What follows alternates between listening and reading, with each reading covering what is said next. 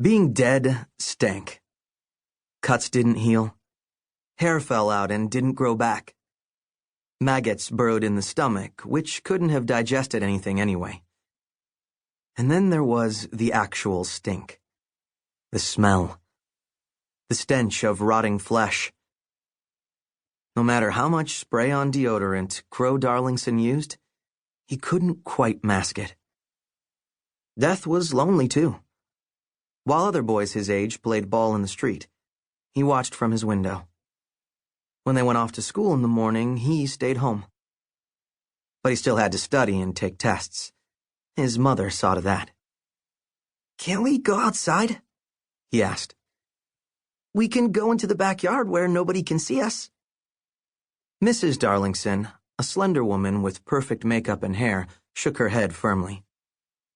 "Too warm. Are you ready for your geography test?" Anything much above 40 degrees was too warm. Heat made the smell worse. Every once in a while, the Darlingsons' overworked air conditioner would break, and for days, Crow's stink would spread throughout the block. Maybe that was why the previous neighbors had moved, although they hadn't said anything. But leave they did, in quite a hurry. And now another family was taking their place. Crow could see the moving truck from his window. He could see the new family, too. A man, a girl, and a dog. The girl appeared to be around 11, same as Crow, with short brown hair, plaid leggings, and a very bright tie-dyed t-shirt. She looked up at the window, her head cocked to one side, and waved. Crow waved back, shocked. Nobody had waved to him in years.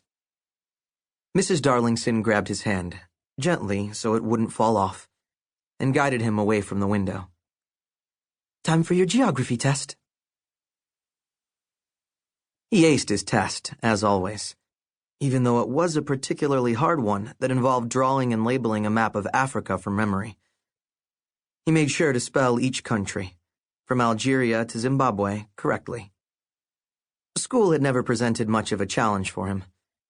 He'd helped his class win the academic bowl in the 4th grade, right before his death. He'd won the grade-level spelling bee that year, too, and would have gone on to compete against the 5th graders if he'd managed to stay alive for it. Getting good grades was even easier without distractions like friends, or food, or fun. So, of course, he aced everything his mother placed in front of him. Mrs. Darlingson put the test, marked with a bright red A+ on the refrigerator, where it joined the other quizzes and essays from that week. "Wonderful work. I'm so proud of you." Crow shrugged. The motion caused the dry skin of his shoulders to crack, adding to the series of fissures already there. "What does it matter? It's not like I'll ever go to college." "There are online colleges." "It's not like I'll ever get a job." "There are online jobs, too. You can do everything online these days." She smiled brightly. Crow did not smile.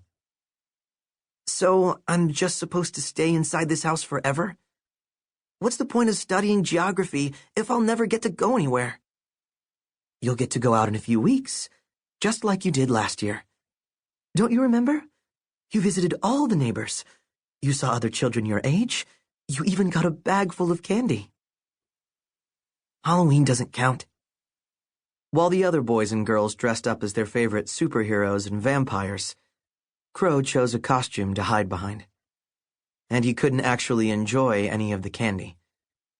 His taste buds had rotted away years ago, and trying to eat just made the maggots worse. He used to love Halloween. On the year before his death, he dressed up as an astronaut. His mother had sewn the spacesuit for him, and the costume was good enough to be used in the school play later that year. At least, it would have been used in the school play if he hadn't died first. Now Halloween just reminded him of everything he'd lost. Maybe it was better to stay inside forever. The doorbell rang. Mrs. Darlingson frowned. "Stay here. I'll see who it is." The doorbell never rang. Mrs. Darlingson, much like her son, had stopped having friends ages ago. Mr. Darlington had friends, but even when he had still lived at home before the divorce, they had never come to the house. A sign instructed solicitors to stay away, and another sign warned about a dangerous but entirely fictional dog. Packages weren't even sent to the house. They had a post office box for that. Nobody came over, and that was just the way Mrs. Darlington liked it. Only now somebody had come over. An impatient somebody, too. The bell rang a second time. A third time. Mrs. Darlington's frown deepened as she walked to the door. Crow stayed in the kitchen, as ordered, although he did sneak a peek or two around the corner. "I'm sorry. You must have the wrong house." She tried to shut the door, but something blocked it. Crow leaned forward to get a better view. A small foot was preventing the door from closing. He craned his neck and saw that the foot was attached to a girl. The girl who had waved at him.